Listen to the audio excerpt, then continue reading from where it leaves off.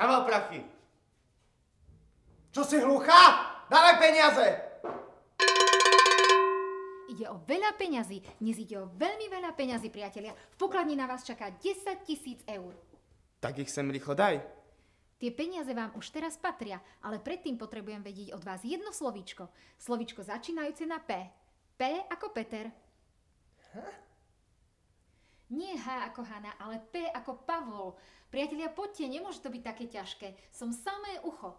S kým to hovorím? Erik? Čo ti šibe? Nehovorej svoje práve meno. Povedz, Erik, vieš správnu odpoveď? Nie, ale mám pištol. To je zasa zlá odpoveď. Ľudia, ja sa z vás zbláznim. Chcem od vás iba jedno jediné slovíčko začínajúce na P. Zastrelím ťa. Marek, povedali sme žiadne zranenia.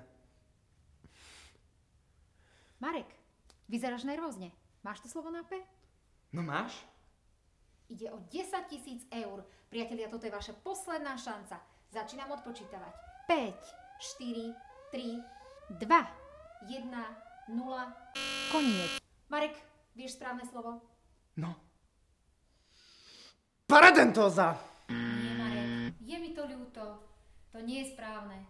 To slovo, ktoré som od vás chcela, je slovíčko prosím. Prosím. Také jednoduché slovo.